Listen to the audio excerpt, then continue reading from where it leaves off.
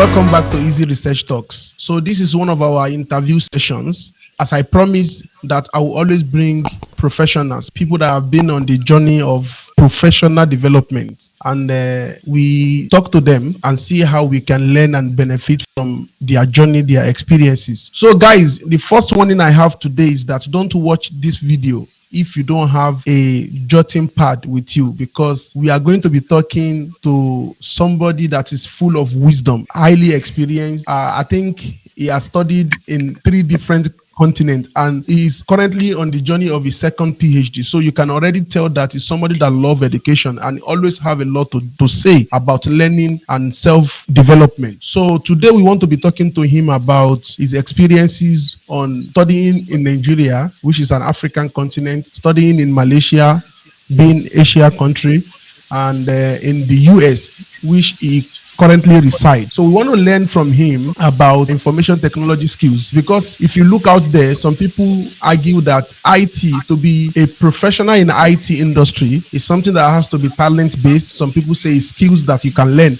but there are other argument that says our educational system does not prepare us in a way that help us fulfill the market demand. And also, what about the curriculum? What about the educational exposure, culture, and all of that? So these are what we are going to be talking about with Dr. Semiu Ayobami Akanmu. So let me have the drum roll to introduce to you Dr. Semiu Ayobami, all the way from the US, not Dakota, right? From the US. Yeah, So you're welcome. yeah. Thank you very much for having me. I don't want to parabolate and hold the conversation too long. Let's probably get to know you, especially from your educational background. Tell us a little bit about yourself so that we can move on from there. Okay, yeah. Thank you very much once again. As we've rightly known, yeah, I'm quite excited to be part of this episode of EC Research Talks because for the past 7 years now, even probably more than that, my life, my daily life, I've always been revolving around research, most especially as a grad student. So, and it's like a domain for me. Taking a fish into water to swim is just like as easy as breathing for women. So, I'm quite excited to be part of this. So, a little Thank you. brief about who I am. So, most especially my journey as students, because I see learning as a lifelong commitment. So, I started from Olabisi Onabanjo University, Agowe, in Nigeria. So, that was where I had my undergraduate degree, graduated with a degree in computer science in 2008. So after some brief stints here and there in Nigeria, I decided to move for my grad school in 2011. And I left Nigeria 2011 for Malaysia. So that was where I had my master's between 2011 to 2013. So masters in information technology, and then between 2013 to 2016 I had my PhD in 2000, I mean in 2000 yeah, that was 2016. So I had my PhD also in information technology, and after that I left, went back home. That is my home country, Nigeria. I worked briefly for a few months as a visiting research associate. I was just doing, though remotely, but with Professor Josiah Diemon. Then it was with Durban University of Technology in South Africa. He was then a professor with that institute working on flash flood prediction, and as a data scientist. So I worked with him, though online, but I was part of that payroll for like a year before I decided to start my teaching post PhD teaching career with Augustine University, one of good but new private universities in Nigeria. So I was there between 2017 to 2018. So in 2018, I felt like I had some journeying again to take, and I decided to leave Nigeria in 2018 and start another PhD degree here in North Dakota State University in the US. So I've been on that for the past going to 4 years right now. Yeah. So and as part of that journey, also I carved out a degree, a master's degree in software engineering, and I graduated that this summer. So while still rounding up my dissertation for that PhD. So that have been my so if at the end of the day I am able to complete this PhD, which I highly want to, then it will be like I have two master degree and two PhD degree. But I Wow. didn't set out to, I didn't set out my journey to accumulate that kind of number of degrees. So it becomes a necessity during my journey in trying to be best of what I intend to be, and that is where I am. So we might have conversations around that in later questions, but this is a kind of an overview of who I am as far as my educational journey is concerned. Wow, it's been a long journey. I really appreciate that. Two masters, two PhD. It is not a joke. Again, I appreciate the fact that you allow us to come back to it. And the first question that comes to mind is why acquiring these degrees, especially in this era where people argue that I don't know if you see a video that went viral some weeks back, immediately when the ASU started their strike, and there was this lady that was like probably rejoicing and said something like she's happy that they went back on strike, okay, because education itself is holding her back. And I felt like this is more or less the opinion of many youth out there right now. I mean, people don't see reason why education is helpful. And here you are, if you are to reflect, how do you say this education has prepared you or is preparing you for a future, and what type of future? And how can you advise somebody out there that feel like education is a scam, especially Yeah, higher education? yeah, I understand the frustration of the current youth. It comes from a place of frustration, to be sincere. So the Nigerian youths are frustrated looking at the current state of, the substandard education they are having without even having an hope of a reliable meal ticket even after graduation. So it's quite natural that people who find themselves in that kind of circumstance will not be motivated to talk good about what education should ordinarily stand for, or what they think they can achieve from their degree. But the argument against school or against degree is actually a pedestrian argument. It's not an argument that is actually very solid. So now, for example, a photographer. So in every company there are ranks and there are layers to your knowledge as a player in the knowledge economy. So with a player in the knowledge economy, you are different. You are coming from a different angle to actually play in that economy compared to someone that is being an operational that is seen in an operational economy. Okay, now this is what I mean. A photographer wants to work with a tool to earn a living or to support his or her own career. That is a photographer. But for you to have a career itself, some people built your camera. Some people are those engineers who built those cameras that you are working with. So now, if you say because you are using Canon 5550 or 111 1000, for example, if some people starting from those physicists that work on light, that work on theory of reflection, before photography as it is even come into play, without those chain of scholarship, you won't even have that camera to start with at all before talking about you being. Using the camera.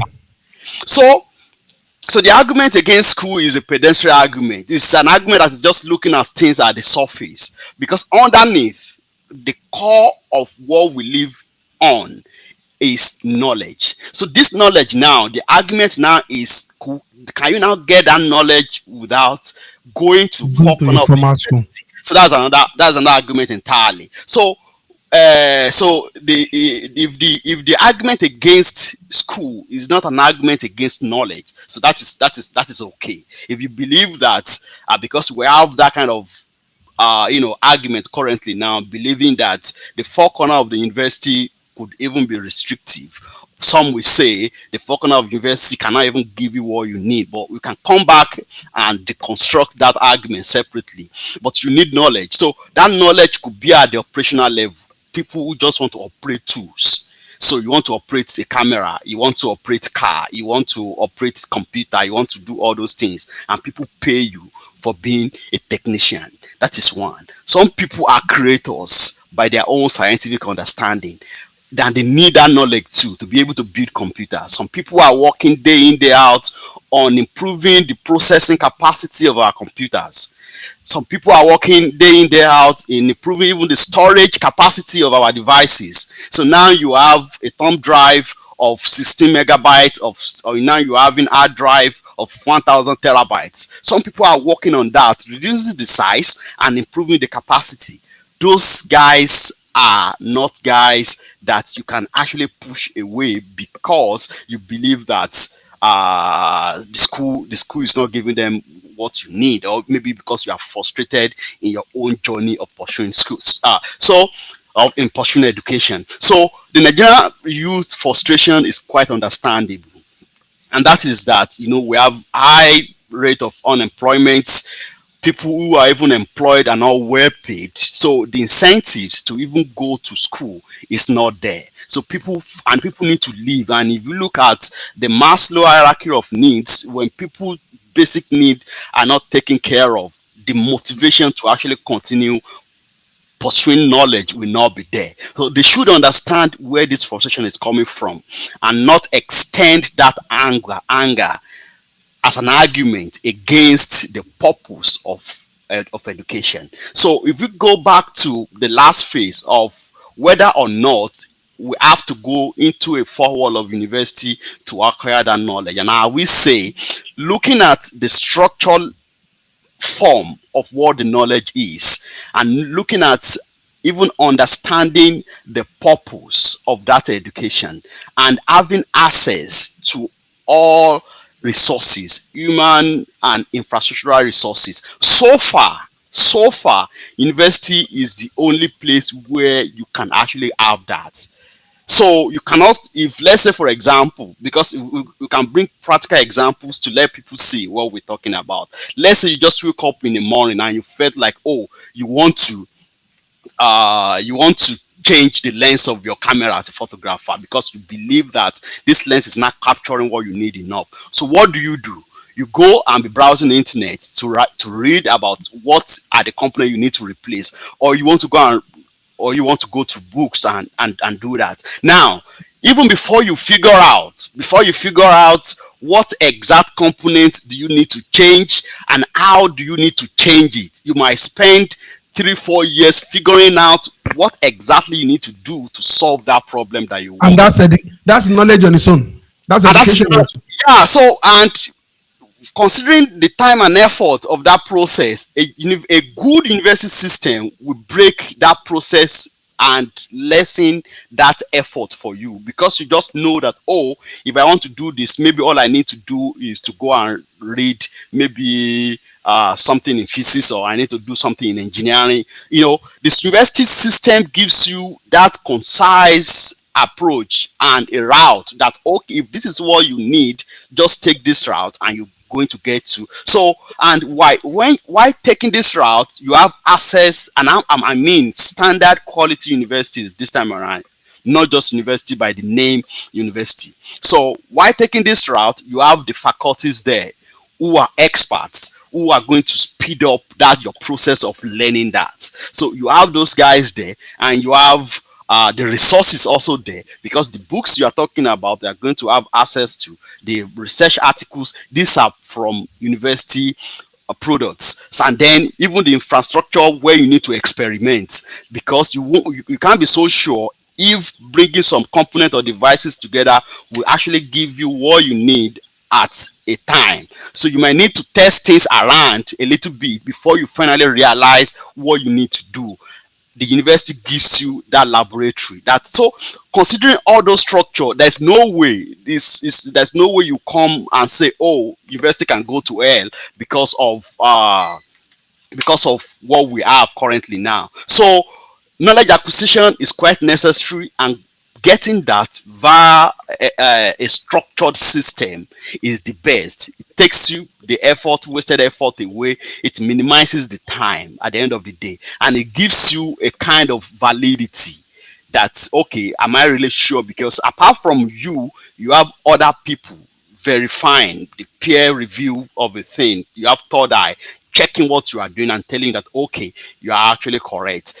Those components in knowledge production is quite important before people can now say, okay, you can't just stay indoor, for example, and learn about medicine and wake up tomorrow morning and want my you because you say school is a scam. No board has licensed you. You've not been to any university, and you just want to operate on my own child or my own wife. Who would do that? So going to university is that somebody else has validated your skill to say, okay, we can now give this guy a surgical scissors. You have gone through a system. A system that can validate your claim. So this is what how it is. And the last point is that people always bring examples of the outliers. The outliers are dropouts from the universities who are making it. So people bring those examples, and because the outliers shows that they do not fit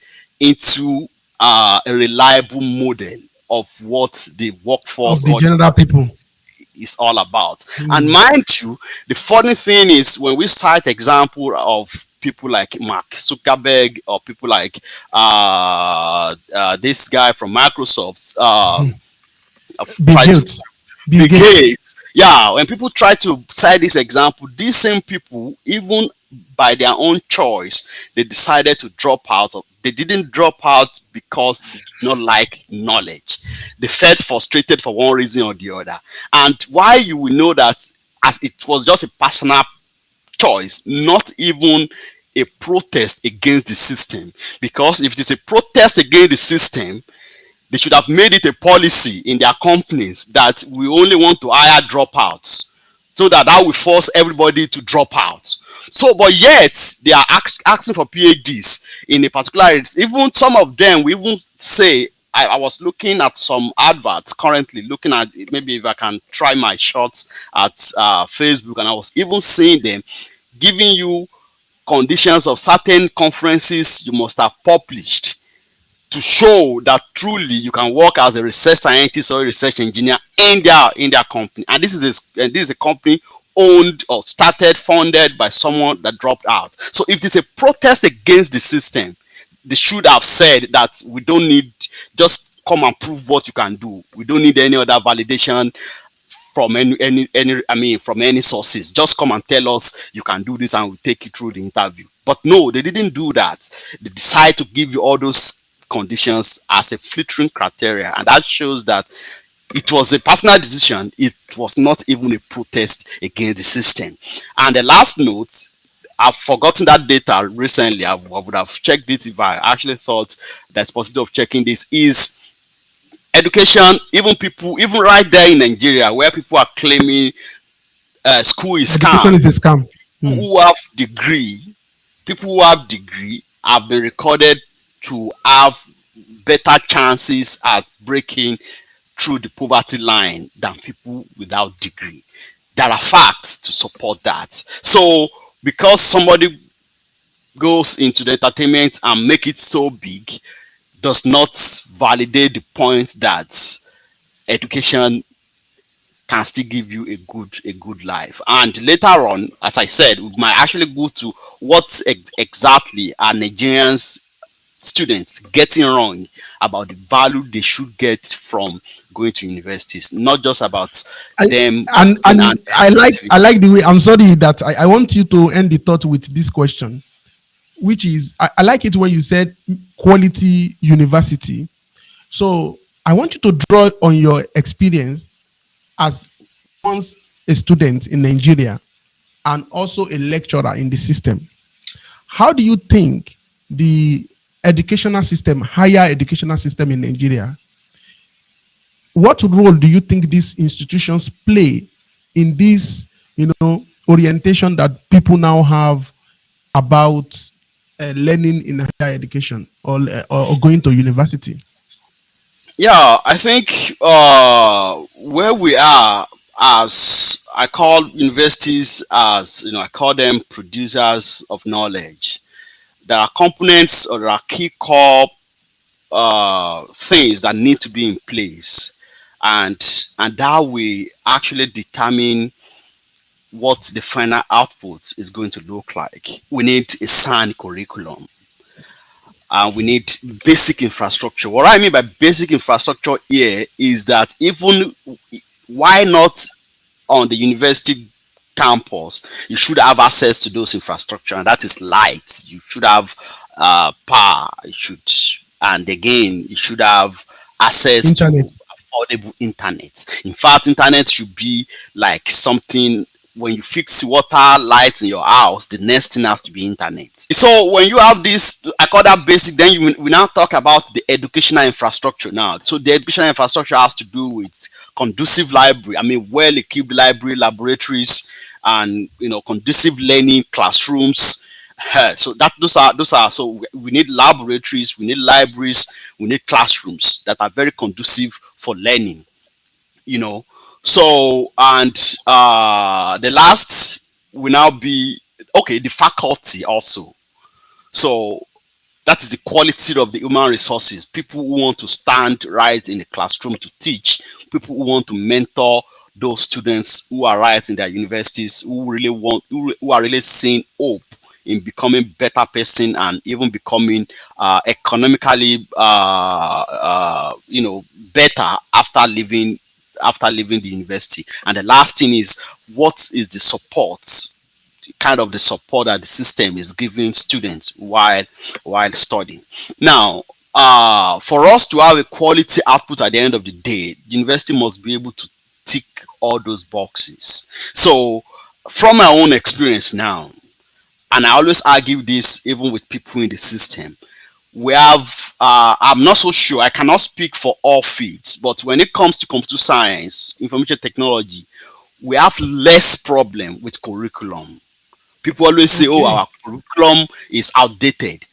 We really have less problem with curriculum, and this is why. So when people talk about the obsoleteness of our curriculum, they talk about the languages or the technologies that we are teaching. That's common. This is 2022. People still teach Fortran. People still teach Pascal in our school, and that is one. But that's not really much of our problem, because you can just simply take away Fortran, take away Pascal, and just put another language, another technology there. That is so every other thing stands. It's just about replacing Fortran with Pascal. I mean, replacing, let's say, for example, you're talking about people should go and learn Java, Just or like they should a case study. just like it, and just remove it and everything will be. But our main problem is even the faculty, the quality of people who want to teach. So you Mm, can't come tomorrow now and change curriculum to mm. to a new curriculum, so to speak, without having people on ground that can That teach can them. coordinate. Mm. And when you have old curriculum and you have good people, a good faculty members can actually work on the curriculum and teach what it felt should be taught. So at the end of the day, having quality faculty overrides the deficiencies that could be in the curriculum. So as a person, when I started, I saw the curriculum and I made changes on my own personal class. I don't need NUC at that point. All I need is to make sure that I'm not leaving out the basic requirements from because NUC, for example, will not criticize me for not using Pascal. No. All they want to know is, did I teach, let's say, for example, now I'm teaching data structure and algorithm as a course. The NUC will not say, oh, because you taught this course in Java, there's a problem. We want you to teach it in Fortran, or you have to teach this in C++. No, in a particular language. they don't care about that. The only thing they care about is, are you teaching data structure and algorithm? Simple. So irrespective of how and technology you decide you chose to teach that course, you are good. So that's why I said, as a person, when I have those curriculum and I check through them, I know what can I play around. So then I was teaching courses like structured programming, and we were actually allowed. I mean, we were thought to even teach it, and maybe in Pascal. I've forgotten, and literally, I don't know that language. I cannot write Pascal to save life. Yeah, because though we were introduced to that while in school, but it was just like grammar and just move away. Now I will have to see the language twice or three times before I recognize that, oh, hope this doesn't look like Pascal or not, because I don't use it. So I don't expect myself to go back to classroom and teach that. So what I did was to check what I need to teach and try to modify without violating the basic requirements, and make sure I teach the students what they need to know now.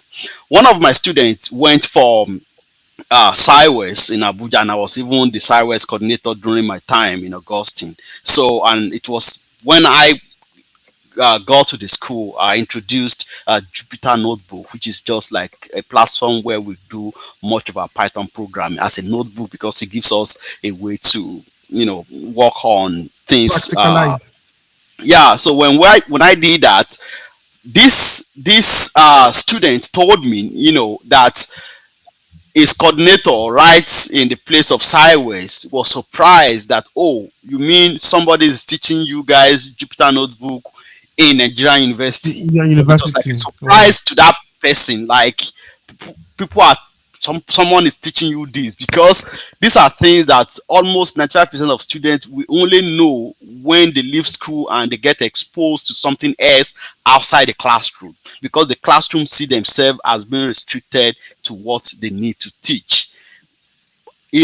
Or someone teaching Java at this age without introducing integrated development environments somewhere where we need to actually write that program, compile, and still expect students to answer, excuse me, questions on paper all through.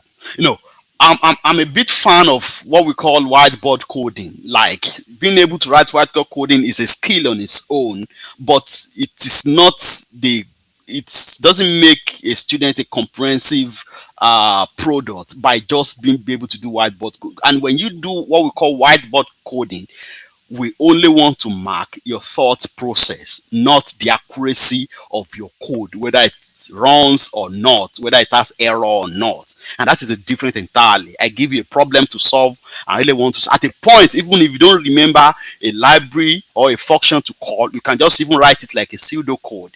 But your thought process is what really want to mark in, when you write answers. But apart from that, you need to have a full-fledged experience about building products using that language. And you cannot build a product, let's say you want to develop a system or develop an app, by just writing code on paper. So students have to be exposed to that, and they need to see that their lecturer, their teacher, can actually fault what they write. But come on, if you are not groomed enough, you won't. They will just bring any bobo code to you, and you cannot even fault it. You cannot even fault the system design. You cannot even be very sure if it's a system, even when it runs, if it has some fundamental design problem. You cannot even fault that. You cannot even understand whether they arranged their classes very well, or whether they are using all those concepts you taught them very well, because you don't know. So our problem lies more in the faculty. If we fix the faculty, I'm not saying that is the only problem. There's a problem with the basic infrastructure too. Students Good. without internet, students without lights. You give them assignment, they complain because they are trying to find reliable internet to work with. They cannot do this, but they are finding solutions to those things here and there because now Alternatives. they are finding alternatives to that. Yeah, they can now browse on their phone. So they are fixing that on their own. So that is not really a major impediment as it is currently. And then we have the student support. What I mean by student support is that students should have that incentives waiting for them. Maybe students that kind of support them in their researches, give them the grant to do things, little grants. I mean, it doesn't really have to be, and these are things that a few money can just solve, because unfortunately what we have as our NUC, the last report I read about NUC, this is a regulatory body for university system that's budgeted larger percentage of its own money on buying vehicles or renovating buildings, Oh offices my, for their personnel oh my over God.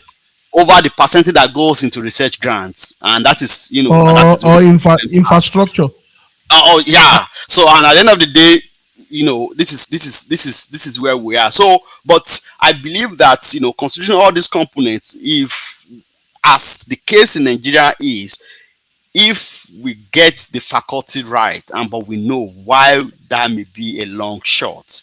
Good heads needs they need decent life too. They need decent life, and it is self first. I want to survive and live a decent life as a person before talking about putting my brain into a system that is not giving me what I dream to be in life. And that is one of the reasons why we are falling short of quality heads in our faculty. Thank you so much for that thought. I really appreciate. So, I want to ask you, studying in different countries and in different continents, beyond the cultural exposure and every other benefit that comes with going abroad to study, can you do some comparison for us? Are there any form of similarities, or it's all differences all along?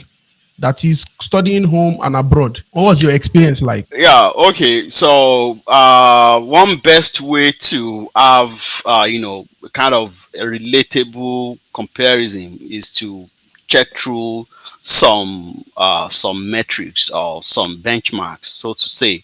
So, and I want to look at it from things I've mentioned earlier on, like the curriculum first, the basic infrastructure, the educational infrastructure, the faculty, the student support, and compare what I experienced, in my different educational destinations or places to True. see how they Mm. fare. So, the curriculum is almost insignificant to me, apart from the only place where I found the curriculum outstanding is the United States. Now, this is Oh, what they do that make this to be outstanding. There is a lot of freedom, academic freedom, in American universities. Like, as if I'm a professor in American university, I can just think of, say, this is a course I want to teach, and this course has not been existing at all. I just felt like, oh, looking at so reasons, there should be a course that kind of touches this and bring this together and achieve this. So all I need to do is to be able to just present that proposal to my head of the department that they call chair, and say, oh, I want to. So you see so many funny topics, like you see somebody talking about secured system in AI. Another person will come and say, okay, we want to things that in our own days we want. There could be a general umbrella course for that kind of courses, but because they felt like under a bigger course, the depth of treating those courses might not be well explored, and they felt like to have a much more content exploration, they should carve out an independent course.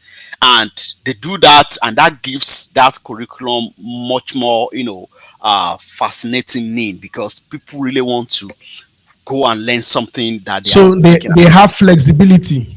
That is constant. Like, you are not things that you just have to do this by fire by force. No, you can do things your own way. What matters is just the principle of, do you meet up this standard? So it is not like you have a narrow way or an exact way that you must act every time. No. So that is one. And again, they have what they call it independent study. It's like a course with no title. You as a student, if there's something you felt like, oh, there's something I really want to learn, maybe to support your research or for any reason whatsoever, and you have that scope in your mind that I would like to learn a course that talk about this and related with this and this, depend on what you feel about that. And unfortunately, that that particular course you are looking out for is non-existing in the current list of courses. You can just, on your own personal choice, looked around and look for a faculty member that you felt can actually guide you through that content. Or enroll in a college or in a department that offer maybe some courses that relates to your goal or your ambition. Yeah, that is another option. Like, even if your department does not offer a particular course and you find it somewhere else, maybe in another you know department, you can sign up for that. Nobody will say, because I'm computer science, I cannot take course in biology. If I feel like maybe I need that particular course to, and for every for the graduation requirement, it is obtainable in almost every system. Mm. You have the number of courses that you might be able to take to fulfill your graduation requirements. But that does not mean you cannot take up more than that. So let's say the graduation requirement gives me three courses that can be taken outside the computer science realm. I can Department. take that. So, but that does not mean I can only take three courses. I can decide to take seven. I can decide to take six. But what matters is that the remaining four or three or two or which one you are doing as an additional work is just for your own personal self-development. You may not be able to use that to, but the other departments, right, will not debar you from taking that course, and that is where they are Course. different.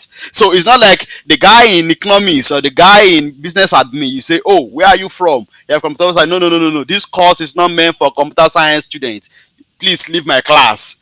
No, this course is not meant for computer. No. So you can take any course in the university. That course does not necessarily need to be used for your graduation requirements. They can just be for your Mhm. own personal, yeah, they can just be for your own personal development, and or something that you Development. felt like you need the knowledge there to do something in your own field. And because of that flexibility, you can explore around. Malaysia had something similar to that they call audit.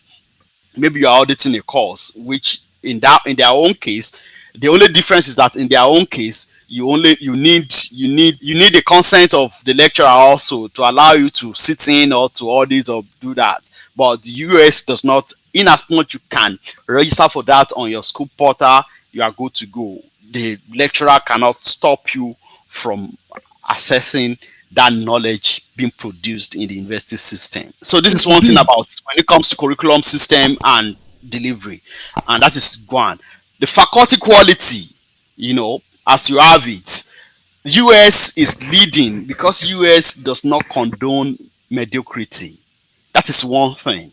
It doesn't matter whether your great father was born on the day of US Mm. independence. It doesn't Or you are the matter son of whether or you you are the son of the or you soil. are the son of the soil. No, we have that in Malaysia. That all you need to Yes. do is to just show that you're son of the soil and you have a certificate to support it. You You will are be good to given go. that edge over every other person. US does not have that. If you are not good enough for where you are, you can go and find another thing to, as if as a US citizen, if because you're a US citizen and you have a PhD, for example, hypothetically, does not mean that you have an edge over a non-US citizen Bachelor, that has yeah. a PhD. No. Mhm. So the only point, the only area where it might serve like edge, but that does not turn to edge in the real sense, is that if the position is not a position that we have its work authorization funded, you know, Mhm. if that position is not open to, work authorization fund, then it means that someone with US citizen who does not need work Mm. authorization sponsorship will have that edge. But why I say it's not really an edge is that he is going to compete against other sons of the soil, because the US can allow a position to remain open till God know when, than to fit that position with just a mediocre because you're a son Mm-mm. of the soil. No. So Mm-mm. they would rather wait till another son of the soil comes and take that position. And you, that you're a son of the soil, but you are unfitting for that position, you can find somewhere another vocation to earn from. They won't let you come and spoil that system because you are the son of the soil. I could remember some interview process I went through, and I could compare that with the kind of interview I had while in Nigeria.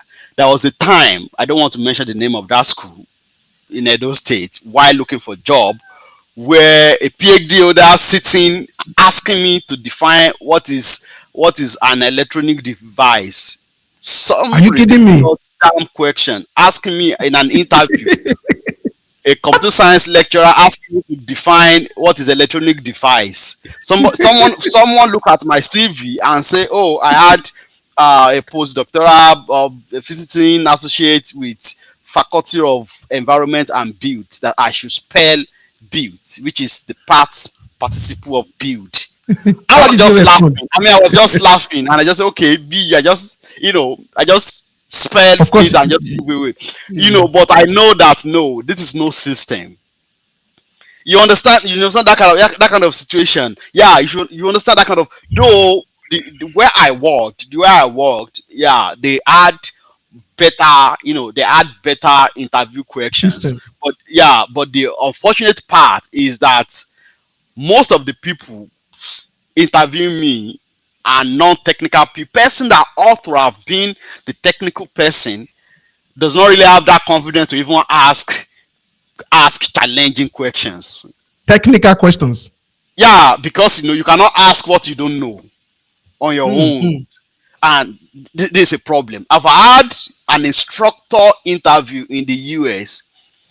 I'm not talking about a full-fledged professorship this time around, or a professor or assistant professor, like just as an instructor, and I had to write code, about 3 hours of writing code, just because you are looking for. I have not heard if we have that kind of rigorous interview process in Nigeria, because they believe that how will you come to have this? They may not, it might not be applicable to every interview, because in some cases they felt like, they might feel, which is very natural, that if you pass through the US system and you're coming with US degree, there are some minimum level of Quality technical assurance. quality, yeah, that certificate will give you, and they just assume that is okay. Let's go to Mm, some other things. You mm. can't come with the MSc software engineering, and you are telling that kind of person to write a function to do this, and you say, okay, no, I don't even know how to start writing a function.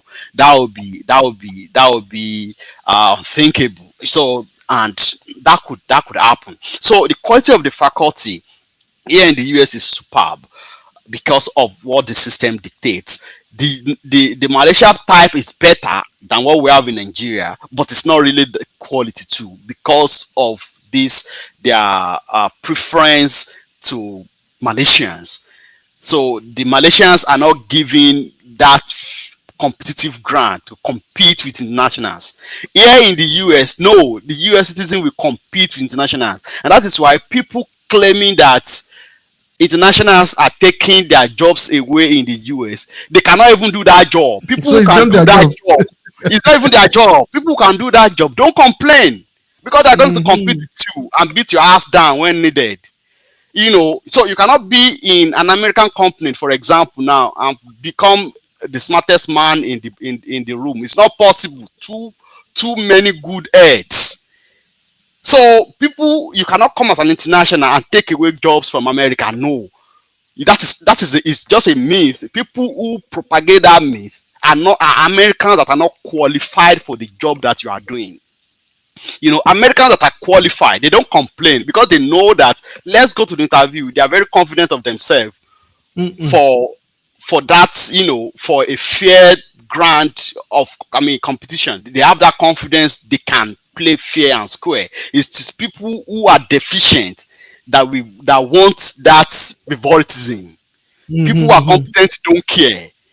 They might even be the person that needs to even teach you. So and that is the reality, and that is why US still continue to push out that quality. So and that has been the experience, on the faculty side, and the basic infrastructure. And that is where Nigeria is nowhere to be found. In Malaysia, throughout the stay, about 5.5 years, I only had power outbreak to a point of leaving our house for like few days when there was a serious problem, maybe 2 3 days serious problem. And even we were even giving offers to perhaps have somewhere else to stay if we cannot cope with the lack of electricity. Just imagine. And this is at an point after the third or second day, I remembered they moved one generating machine close to the hostel to support power. Unfortunately, that 2 days experience that they really want to move the old school to rectify, that is the daily realities of people in Nigeria. And that, now imagine no internet, no lights, and you want this kind of person to be on the system, researching, reading, be comfortable, where you need to check your battery of your PC every now and then, whether it's going down, and go and run to the I better pass my neighbor generator again and switch it on because you need to power your all conducive classroom. You know, I remember the traumatic experience I had with the Nigerian system was during my 100 level program, where you have and we have general courses, taking all general courses, where if the class is 7 a.m., right, if you get to classroom, that's 7 a.m., you won't have a place to even go inside the classroom. Why? Everywhere is filled up. The 100 Okay. level, yes. Yeah, because you are taking much more like math 101, physics 101, all those 101, 103 courses. Almost everybody in faculty of science are taking those courses. Everyone is taking I, that course. I can imagine And that will affect your performance, your people don't really CGPA, care. You and just imagine, and the lecturer will just stand and say, okay, solve this question. And after taking from few, you say, no, no, no, no, no, no, no, don't submit it. And people will now be pure, stampeding literal, on you.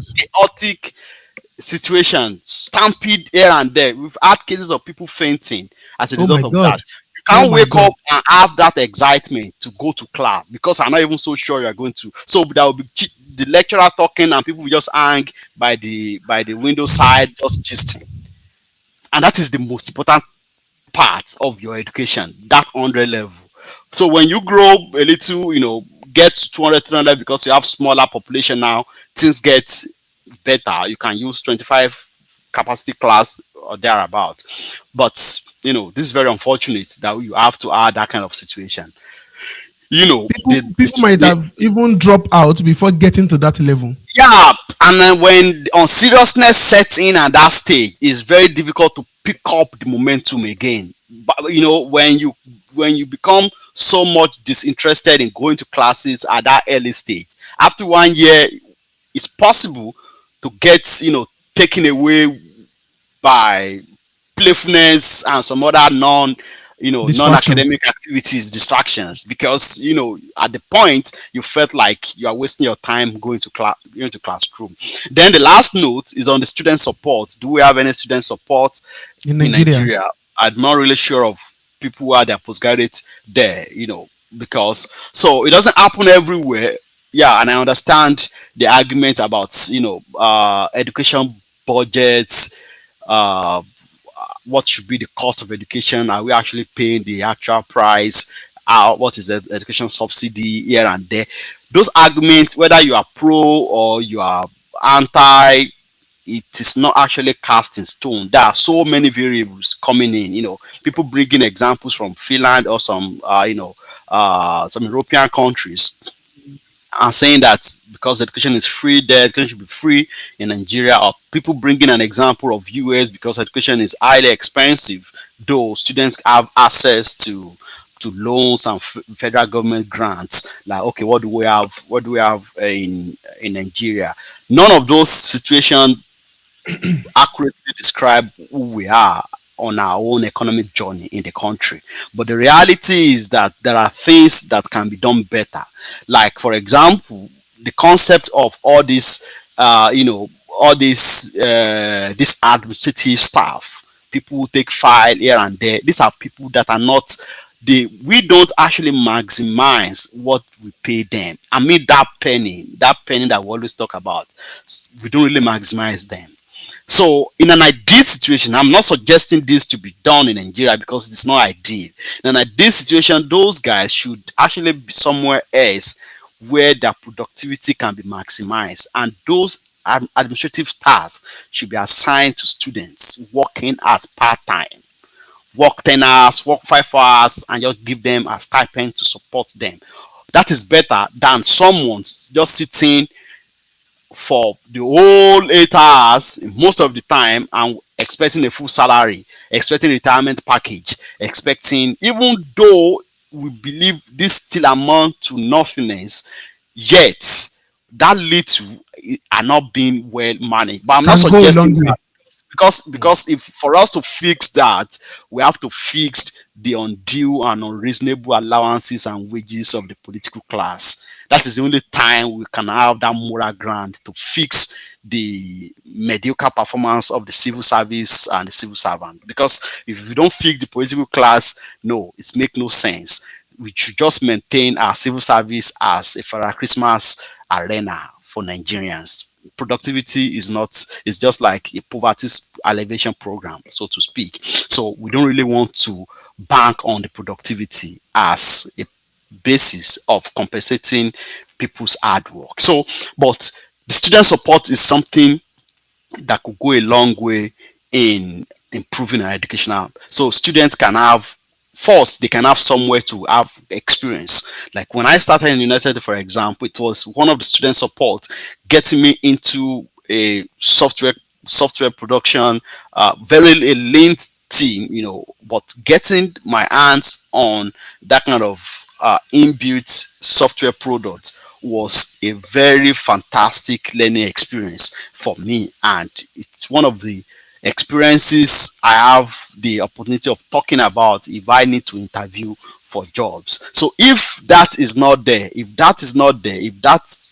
kind of working Experience exposure place is to not there. support students is not there, and you just want them to just go to classes all day long. So that is so when I look at that, it's very clear. It's not a matter of, okay, because you're in the US, the start is there, the patents being filed year in year out is there, where you have Mm-mm. technology outbreak is there. That's common. And one of the reasons why I left my classroom again to come to the US was basically because of my exposure to what is obtainable, and I felt like I have not fully exploit my educational interests, and I felt like there is still a lot more for me to learn. And when I look at my options, because going back to classroom is not the only option for me to actually learn what I wanted to learn. So, but when I checked my options, I felt like going to the classroom gives me the best chance. The environment is there, having the access to that resources is there, and being in a system that gives me that opportunity to leverage on that validation that is there too, and that gives me edge in cutting more of my steps and giving me access to my dream life. I mean, I wanted to say even the brand reputation of the US degree itself. I mean, it's enough motivation to go for it above other option. But Yeah, let's and that is discuss correct. let's discuss the elephant in the room. I don't know if you have also heard about people saying professional career in information technology related fields, it's more of talent based than skills that you can learn. How would you respond to that? Do you think to be at the peak of your career as a computer scientist, there has to be some level of technical savvy talent in you, or you can be as non-technical as anyone, be serious with your studies, and then the sky can be your limit in that field? Now, if I get that question clearly, if what they mean by the technical savviness is that you must have a naturally configured brain for let's say engineering Numbers, maybe. concepts, Yeah, yeah. numbers, numeric concepts, than people who are much more attracted to text or words or things like that. So now I'm not a neurologist and I'm not a psychologist too, but what I've seen fundamentally is that when it comes to nature and the nurture, because what we are, I understand and I agree that could be a combination of nurture and nature. So nature is what that argument of natural, what was it called, the natural Talent. being, talent it is.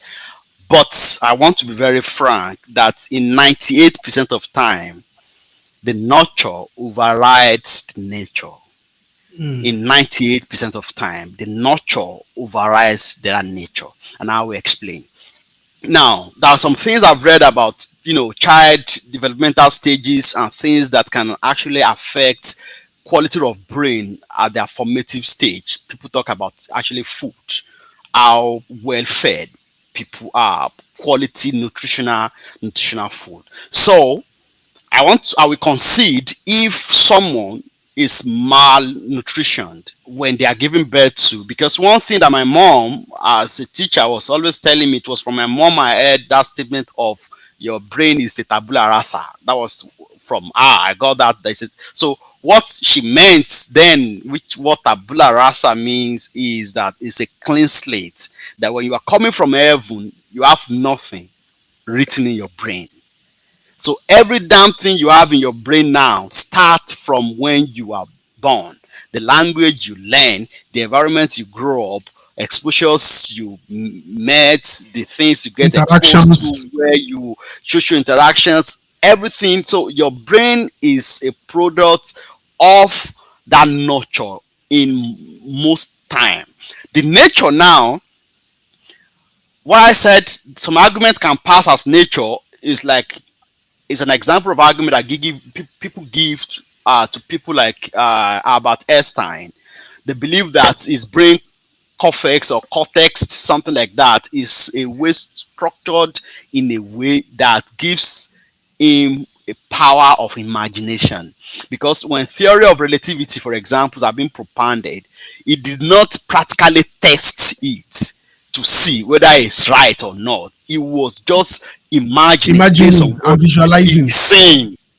So there's some argument like that, that how the brain is structured could be a function too, and that is one argument. But in most cases, if someone is not malnutritioned, that is when you are giving birth to, you have the right doses of food that makes your brain to develop as normal as it is. When you have that fixed, you don't have a damaged brain. When I mean damaged brain, I don't mean you don't need to run mad now. You just have a brain that is not quality enough to hold Functioning at enough. So when you don't have that problem, when you don't have that problem, every other thing is a matter of what your brain get exposed to. So Mhm. meaning that if you don't have learning disabilities too, because there are many things we need to tick out. Some people, and that is why I said we cannot rule out the nature, but I believe the nurture can override that nature. People have learning disabilities, having getting scared of numbers is a learning disability, part of dyslexia. I've forgotten that particular name of that because we have this graphylexia and some other varieties of dyslexia of that we don't, disabilities. yeah, which are learnings that we don't diagnose in Nigeria. Recently, Chris Brown, or what is this comedian that was slapped by Will Smith, admitted that he has non-verbal language something disorder. So, and what does that mean? It means that he cannot pick non-verbal cues. So, if you are sad, or you frown at him, or you do anything non-verbal to pass a message to him, he cannot You pick are not it. you are not communicating. You are not communicating. You have to make it clear that Chris, I'm mad at you, or Chris, I'm angry. But doing non-verbal communication, he will not pick it, and it's a disorder. Yoruba, from our own side, we say, ah, oh, dear, moju or mara of a thing, So we have so many disabilities that people don't diagnose, to the point of, even from the way you write, people who handwriting will remain ineligible no matter how they can, and these things can actually be fixed by child psychologists, by educationists, and that is where nurture comes in. So even if fundamentally you have some disabilities, nurture can actually override it. So someone that has dyslexia, and it is you can kind of observe so early, they can actually fix that. So, and that's why I said the nurture can override that nature. But if one is not fortunate to be born and bred in societies that have all those facilities of nurturing you to become a well-rounded intellectual, there's nothing you can do to that. And that is why I don't agree on tech being a function of talent. No, I believe talent could matter, but it is insignificant in the grand scheme of things. So when people get exposed to what they need to get exposed to, they can do anything. And that is clear. And we have evidence of people coming from English, for example, now picking up IT courses and stuff like that. So just because they have the environment there and they have the motivation, some just because, oh, they need the meal ticket, they need to be able to live on a livable wages, and they felt like it looks like IT is going to pay me better. They decided to do all what it takes to learn it, even though they were coming from purely art and humanity courses. Skills. Yeah. Yeah, and the later change. So, and this is where I believe that when it comes to becoming a technical person, becoming a technical person, the nurture can override. But it now depends on where you are at your own child developmental stage. So, if you have become a fully grown adult, it's like Yoruba we call it If you are Marasa, yeah, if I don't want to, so it will take a lot for that kind of reconfiguration. So it's like to someone who happen. cannot even solve simultaneous equation, someone who cannot even solve and is now at 40, someone who doesn't even like logic so deeply, kind of a thing. At that age, it's very difficult to now say, oh, now we now need to tell you what is conditional, what is this. So that might be difficult. But if that kind of person observed that at a very early stage and he or she gets nurtured, it can override any Whatever disability or disabilities shortcomings that might take or that kind of person away mental, from understanding, yeah, technical concepts. that's brilliant. I want to draw you back a little bit to where you mentioned ability to practicalize what you are learning. It's one of the things that give US university this edge and this reputation that everybody now look up to them. In Nigeria, right now, if you don't have the opportunity to be in the US right now, what are the suggestion or advice you can offer to somebody that is probably willing, in the future after graduation, or you have graduated and you are looking at how do I prepare myself to being able to study or to be ready for a degree in the US, master's degree or even a PhD degree. So in terms of skills acquisition. Is that question about someone in Nigeria who is willing to travel or migrate for the purpose of acquiring another education, or someone who is finding a way to survive in spite of the limitations within the Nigerian system? Okay, I Who is would your question love to hear. addressing? I would Both love to sides. hear the two sides, but let's Okay, start with now education. before we now start with somebody that is intending to have a career in IT related field, Yeah, exactly. Now, someone who is in Nigeria who is planning to move to the US for studying. to studying. So the first important thing is that that person needs to take the education currently. You know, your degree. You have to take it very, very serious. Mm. So, and that starts with graduating with good grade. Yeah, What is because a you'll good be grade? a good grade is a grade that is not less than two, what we call second class lower. And by CGPA, by Nigerian CGPA over 5, I'm talking about someone who does not have less than 3.2 over 5. Yeah, because though you are still 2-2, you are still second class lower, but when you take that when you take that to over 4 that we use in the US, you will still make some sense. I'm not saying that if you have less than that your hope is dashed. No. But what it means is that you have much more things to prove.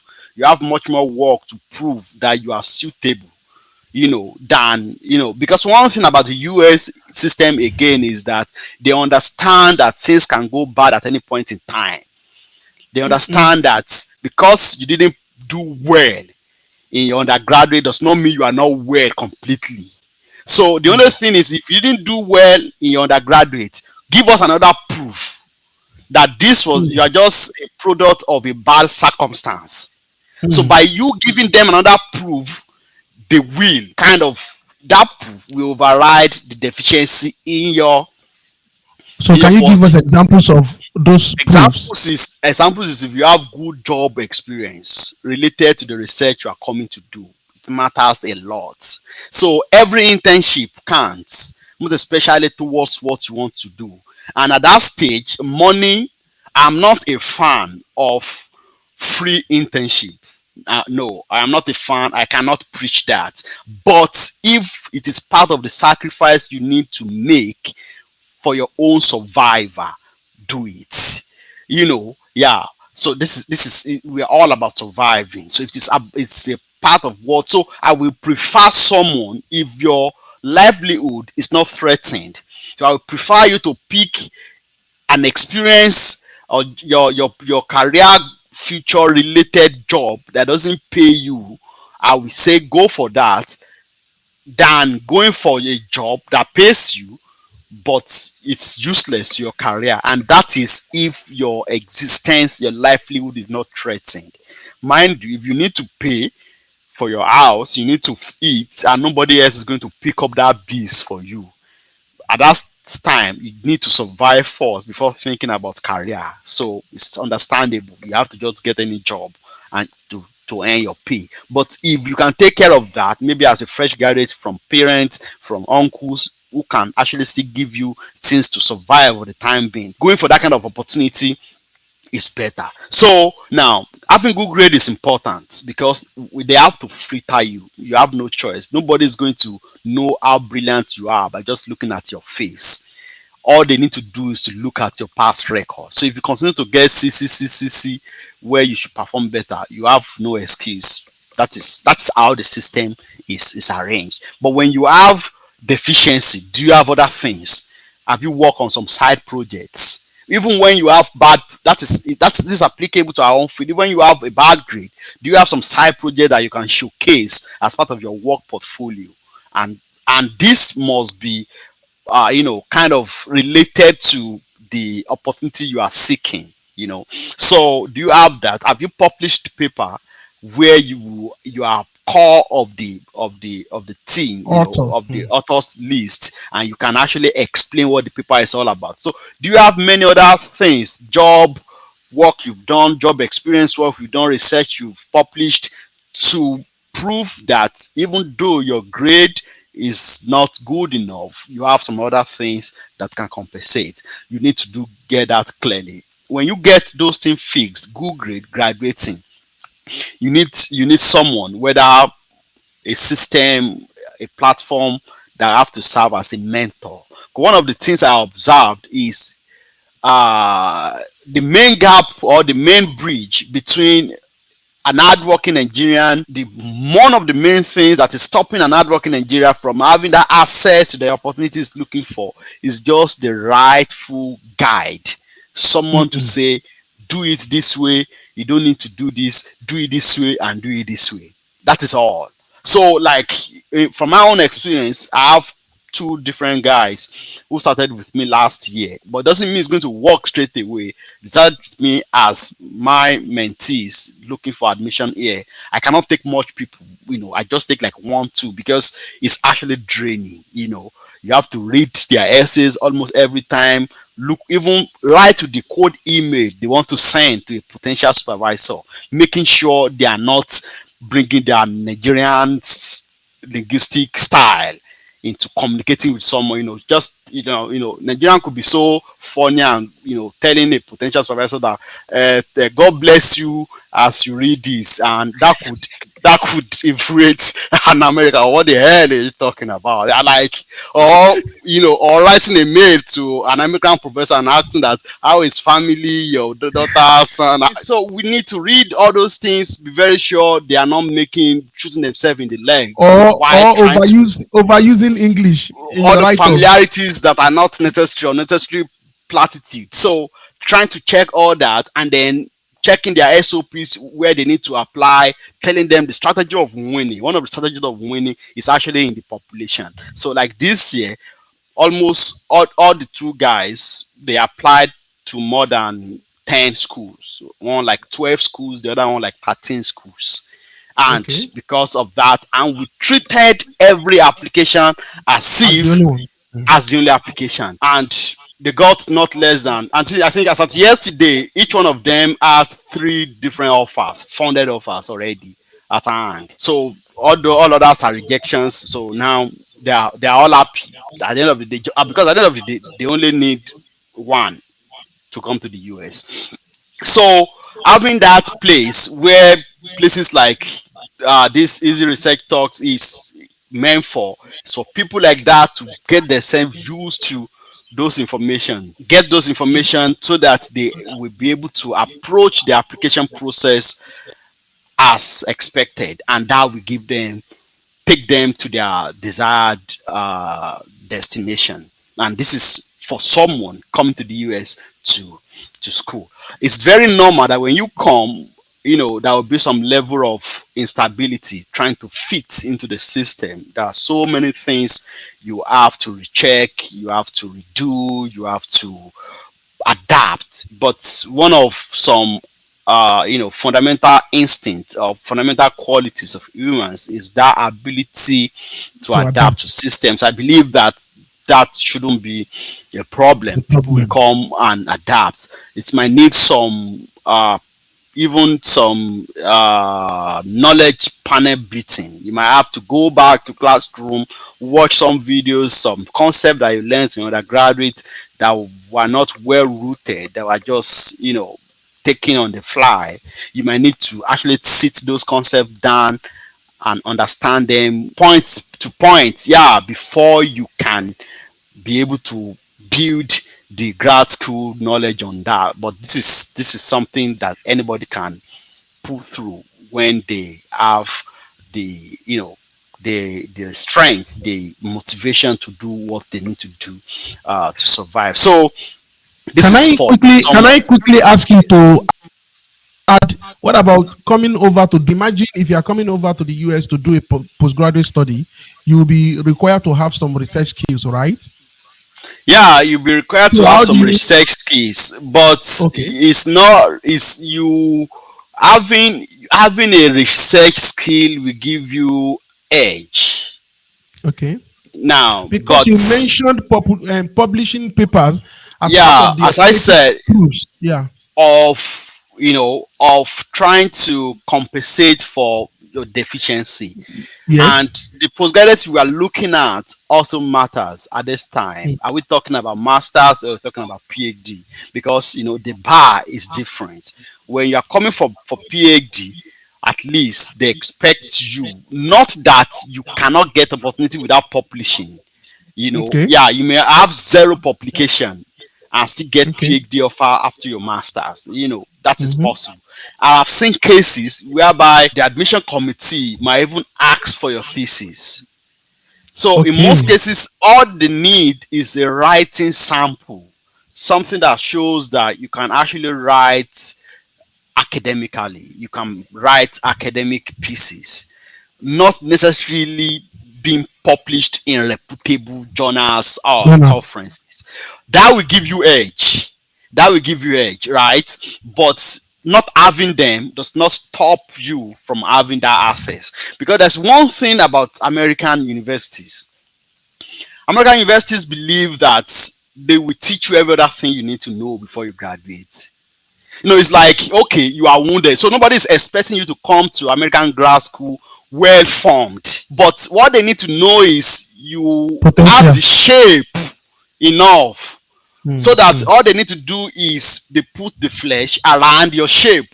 But they are not saying you have to come fleshed up while coming. So when you have that shape is about, if you're a master's guy coming to do PhD and you did not publish, it is not that good. But it doesn't stop you from having that access. Some, all they need to just have your masters. Okay, they will tell you add your master, the copy of your master. Yeah, even like this of these applications that we did, even some of them that had published get, and some has not published. The guy in computer science has not published at all. We just have one of our papers under review. So he had not published at all, and he got even masters. I mean, degree to PhD admission funded. So, and we From were able to bachelor's do degree. that. Yeah, for bachelor's degree. Well, he was able to do that because he had first class in his First degree. degree. Yeah, he has first class in his degree, and he has a very good GRE course. Those are the two things. Every other thing, recommendation, then we have to write a very good SOP. Now, I need to point something out again, which is very important. In one of these of my mentees' journey of getting the offer, the final offer he decided to go for, they asked to set up an interview. The supervisor that wanted him in check his works, and I mean just his SOP now, just his SOP, and say, okay, with what you've written in your SOP, I think I'm interested in you. Can we have an interview? Then they have an interview asking him concepts to prove that what he has written in his SOP is accurate and is a true representation of who he is. And when he was able to smash that at the interview, he was given the offer. So, and that's another thing. So there are so many possibilities of what's going to be, but what matters most is applicants getting their assignments, their homework done. Get it done, have a good direction, and have someone, most especially someone that could tell you where you Mentoring. need to strengthen up. Yeah, that Mm. matters a lot. So when you achieve that, you can be able to have access to the US education easier than someone who's just walking in the dark.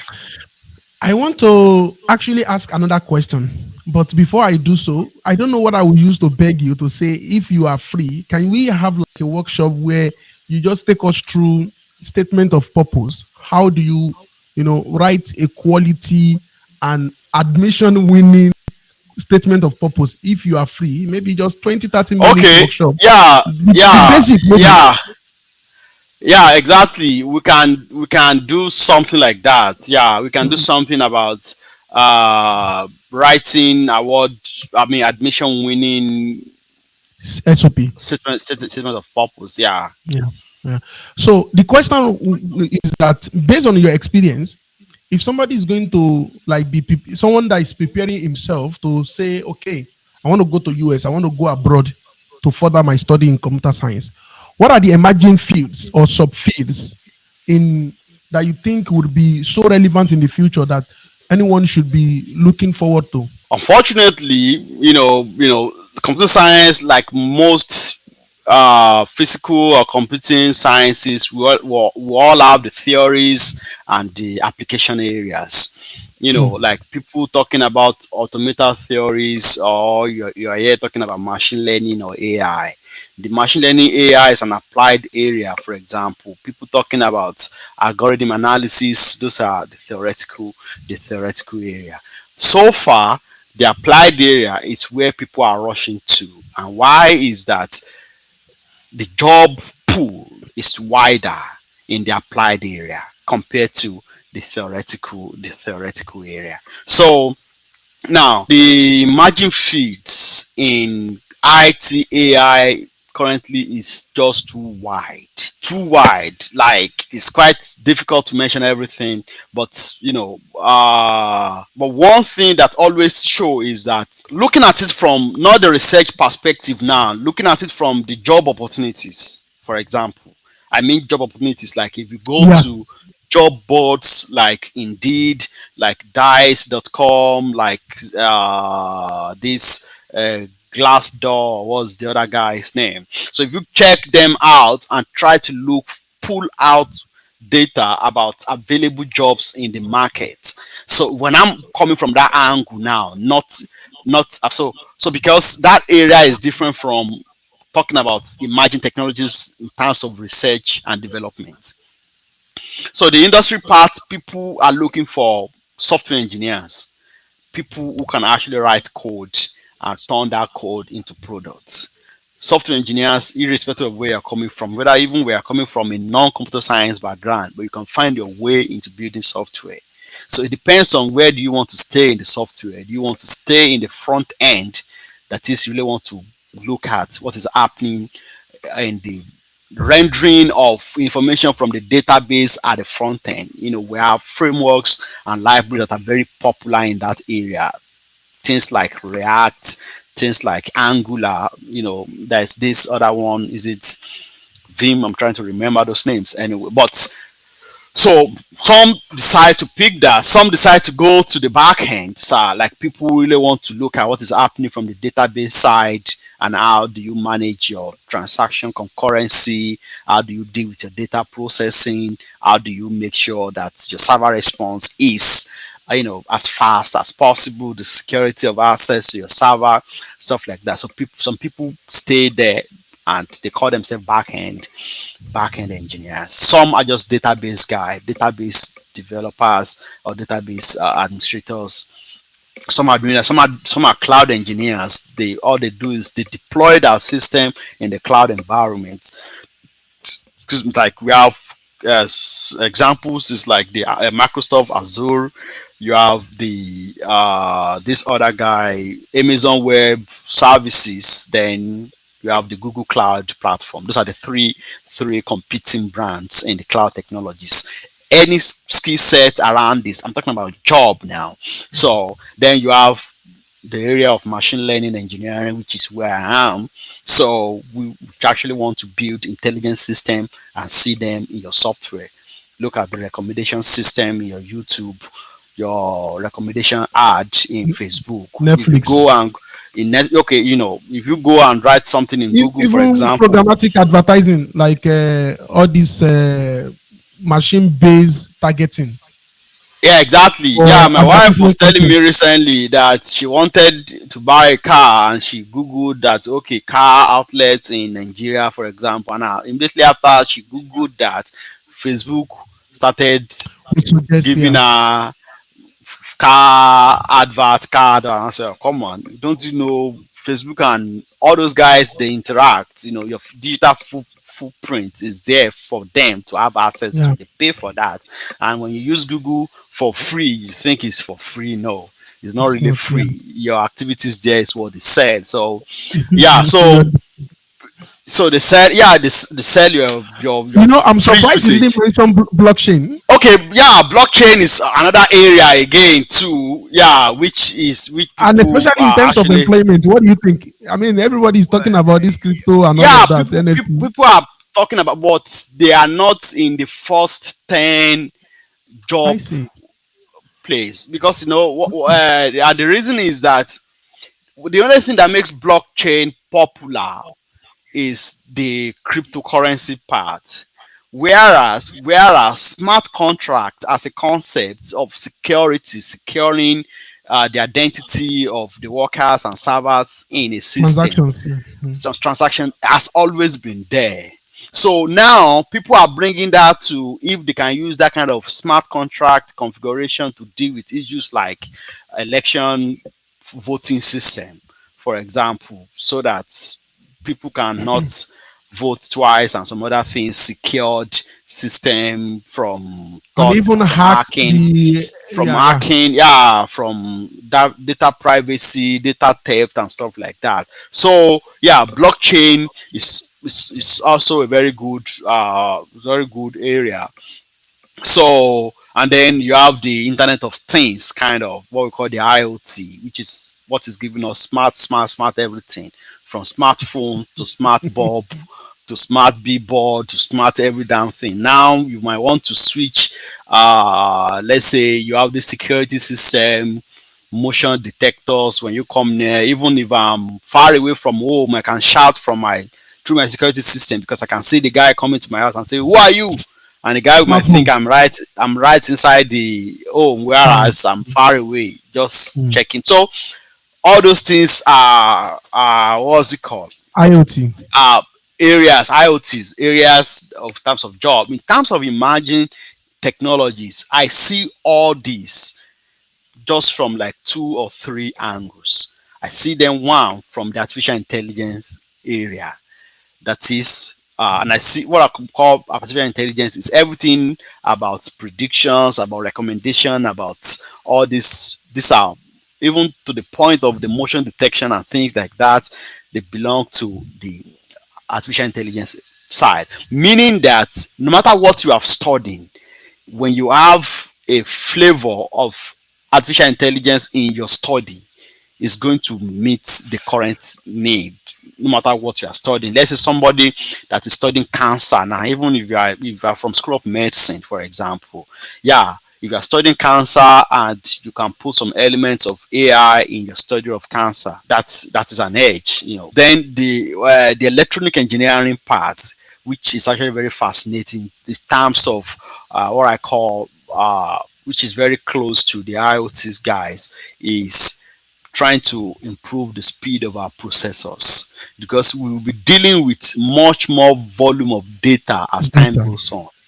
I Now, see. because imagine the number of data that the life of Facebook and Twitter give to us now. This wasn't so before we have Facebook and Twitter. This time around now, when you talk about web mining, then people just talk about web mining, just going to websites. So this time around now, people have been writing PhD thesis on tweets or mining tweets. All they need to do is to talk to Twitter developer, get the API keys, and check that to fit in. The same thing to Facebook. Yeah, so this data, we need places to store them at To a store time. them. So how do we improve the processing speed, the storage quality of these things, which is much more like the electronics guy. I'm talking about improving device processing and even the storage capacity without necessarily enlarging the size. So that is one research area which could be uh, and I, then security also. Yeah, we have a mm, lot to do with cyber theft, security attack this time around. People who really want to work on cyber security, we also do. We also do very well. but before I bring this to an end, can you please summarize, like, what are the non-negotiable skill sets for anyone, you know, that is looking for a career in IT, computer science, anything computer related? Yeah, when Yeah. people ask me that question, my default answer is that your non-negotiable skill set is your ability to learn. That is Mm, that is the non-negotiable skill set. The reason why the ability to learn is most important is that the you cannot catch up with the rapid growth and increase of technology. So you cannot wake up and tomorrow and say, "Oh, I was told this guy is out now. I want to go and learn it." You still want to go and mm-mm. learn this one. You go and learn this one. So any skill set you're talking about now, in few days, few weeks down the road, is It's going to obsolete. change.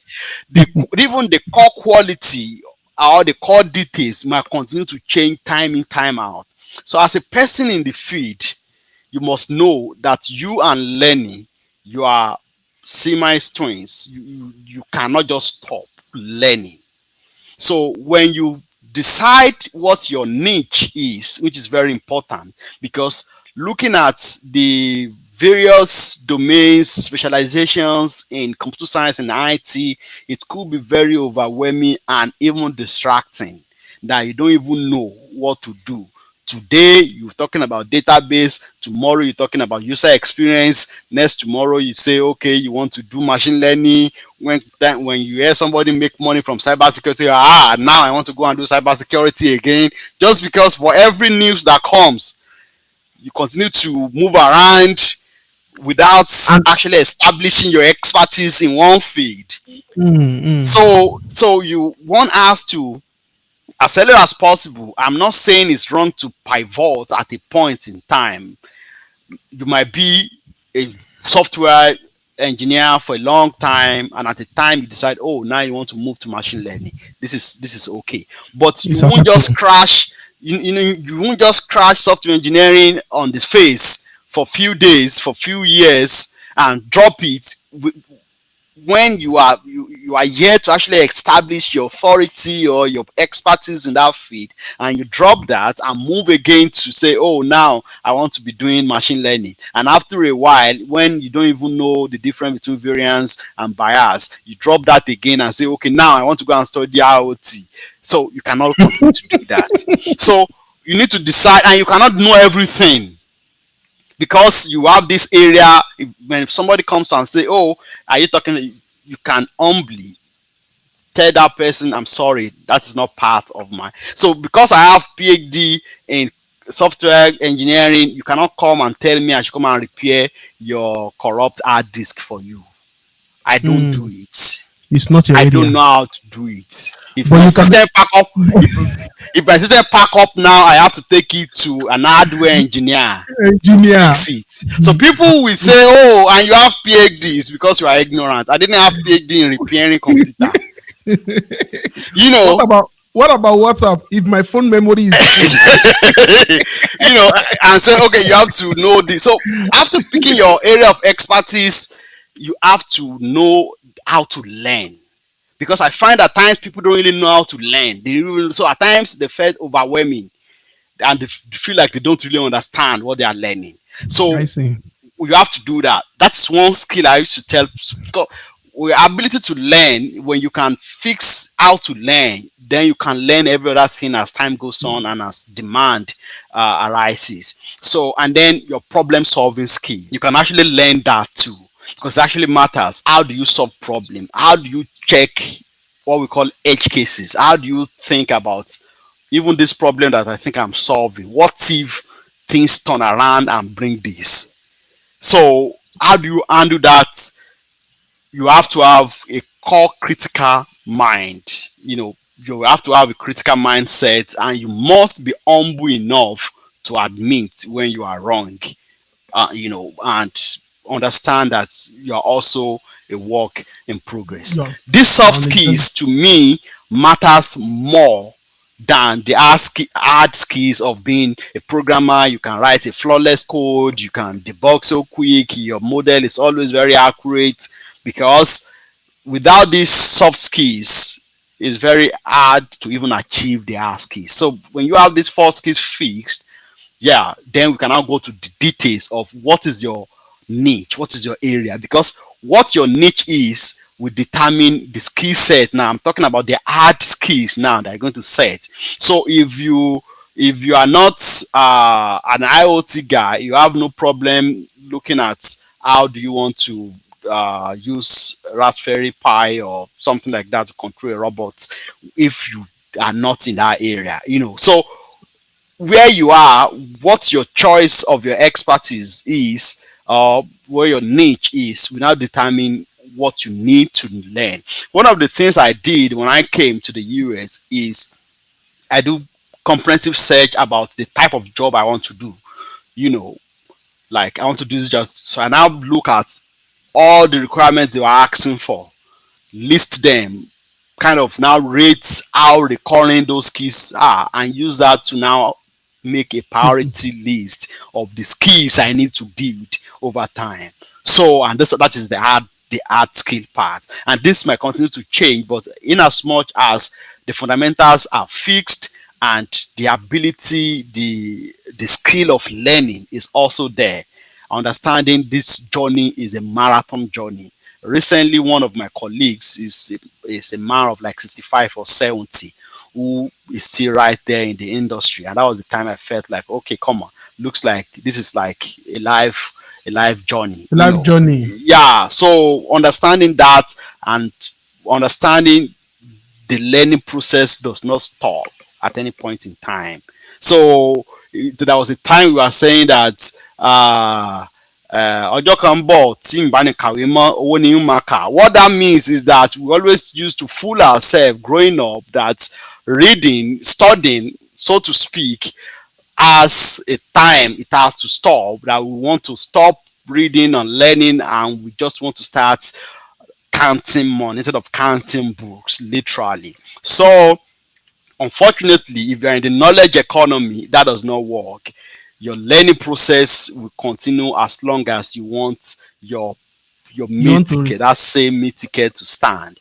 You just have to, because you must remain relevant in the industry. You must remain productive to your company, and that takes continuous learning and relearning to achieve. Dr. Semiu Ayobami Akanmu, thank you so much for your time, for the thoughts, for the energy. I mean, I personally learn a lot from this conversation, this interaction, and I believe anybody that take their time to watch this through will definitely learn a lot from all of what you have been saying. And not just, I think it's not just IT students. Anybody that is a student that's willing to continue learning, that is willing to access global opportunity will find a lot to take away from this video, and I appreciate you for that.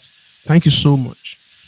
Yeah, thank you very much for this initiative. It is one way of actually adding value to the society, and I quite appreciate that too. Thank you.